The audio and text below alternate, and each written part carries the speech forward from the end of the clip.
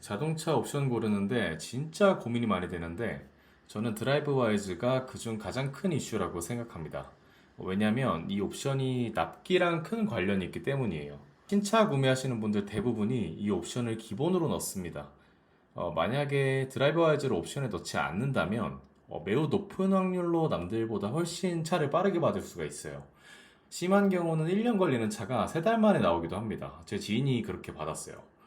차를 빨리 받고 싶으신 분들은 드라이브 와이즈 옵션을 할지 말지 고민을 좀 하셔야겠죠. 금액적으로도 차이가 나고요. 그래서 오늘 제가 3년 동안 사용해본 경험을 바탕으로 이 옵션을 자세하게 한번 뜯어보겠습니다. 제가 타는 소렌토를 중심으로 볼 건데 셀토스랑 니로 같은 경우는 드라이브 와이즈를 넣지 않으면 스마트 크루즈 컨트롤을 사용할 수가 없어요. 셀토스랑 니로는 스마트 크루즈 컨트롤을 사용하고 싶으시면 반드시 드라이브 와이즈를 넣으셔야 됩니다. 그 외 나머지 다른 차들은 거의 다 비슷하다라고 보시면 되겠습니다. 바로 시작할게요. 첫 번째 전방 충돌 방지 보조부터 보겠습니다. 자, 근데 이게 재밌는 게 이 비슷한 기능이 기본에 들어가 있어요. 이제 처음 프레스티지 기본 옵션을 보시면은 전방 충돌 방지 보조가 여기 들어가 있죠. 그럼 뭐가 다르냐? 여기서 특별하게 추가가 된 거는 회피 조향 보조 기능이 포함되어 있다는 건데 충돌 위험 발생 시 자동으로 회피 조향을 도와줍니다. 이 기능이 추가가 되어 있어요. 그 외 나머지는 사실상 비슷하다라고 보시면 되는데 도움이 되기는 하겠으나 저는 오히려 국내 도로 사정상 좁은 공간에 끼어들어야 하는 일이 굉장히 잦잖아요. 이 기능이 오히려 방해가 될 가능성이 있다고 생각이 됩니다. 인식이 100% 완벽하게 된다는 보장이 없기 때문이에요. 예를 들어서 고속도로에서 차로 변경을 할 때 되게 비좁은 공간에 들어가야 할 경우가 많은데 현기차도 이거 알아서 굉장히 보수적으로 잡아놨을 거거든요. 제 차도 끼어들게 할 때 맨날 삐삐거리는데 차가 옆에 차가 충분히 들어갈 수 있을 만큼 뒤에 있어도 삐삐거리고 울려요. 아주 보수적으로 설정을 해놓은 거죠. 국내 도로에서는 사실상 큰 의미가 없다, 허울뿐인 기능일 가능성이 높다고 생각을 합니다. 결론은 이미 주요 기본 품목에 있는 부분이고 추가적인 회피 조향 보조는 굳이 없어도 문제가 없다라고 생각합니다.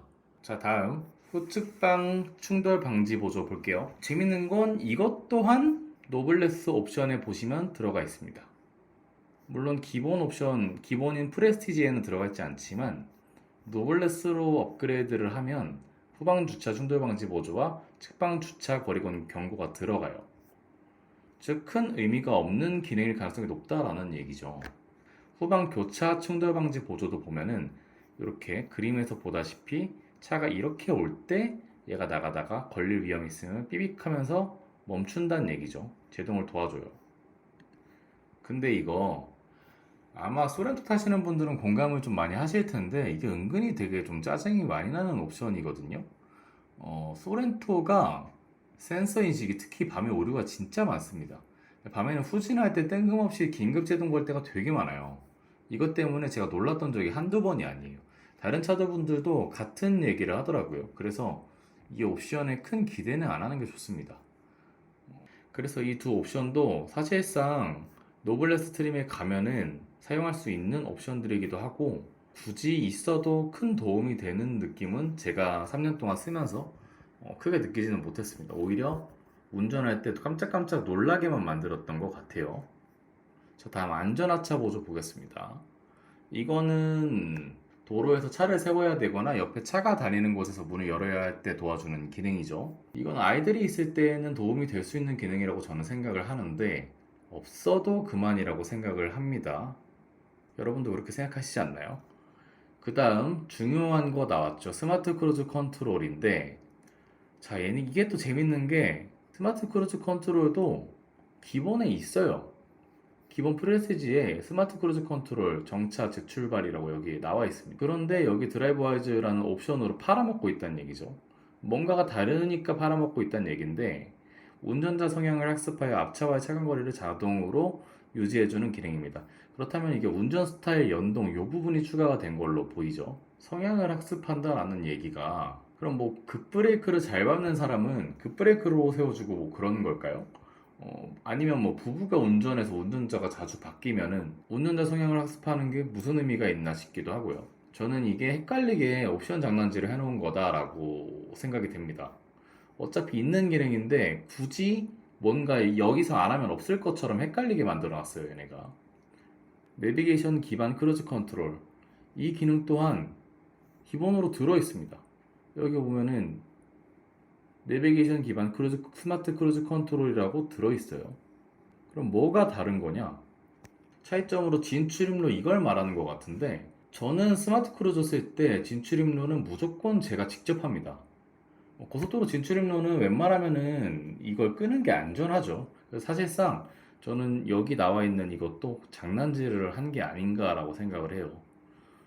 어차피 있는 기능인데 굳이 여기 다시 이렇게 새로운 기능이 있는 것처럼 표기해 놓을 이유가 뭐가 있을까요? 자, 다음 보겠습니다. 고속도로 주행 보조 2, 차로 변경 보조 기능 포함. 이것도 기본에 있습니다. 여기 나와 있죠? 고속도로 주행 보조. 아니 뭐 이렇게 다들 있는 기능을 다시 없는 것처럼 넣는지 모르겠어요. 그래도 여기 뭔가 추가된 게 있겠죠. 가장 크게 추가된 기능은 여기 보시면 차로 변경 보조 기능 포함 이걸 텐데 이 기능이 진짜 웃긴 기능이에요. 이게 진짜 처음에는 되게 신기해서 한 번, 두 번 써보게 되는데 그 뒤로 절대 쓸 일 없습니다. 그냥 차선은 직접 바꾸는 게 훨씬 나아요. 한국처럼 좁은 길에 껴야 되는 특성이 있는 곳에서는 절대 쓸 수가 없는 기능입니다. 이거는 그냥 옆에 있는 여자친구한테 오빠 차 이런 기능도 있다. 딱 이 정도로 쓰기에 좋은 보여주기용 기능이라고 저는 생각을 합니다. 다음에 전자식 차일드락. 근데 전자식 차일드락은 솔직히 기본으로 넣어줘야 되는 게 아닌가. 안전을 위한 부분이니까요. 그렇게 생각을 하는데 이거를 드라이버 와이즈에 넣어서 껴서 팔고 있죠.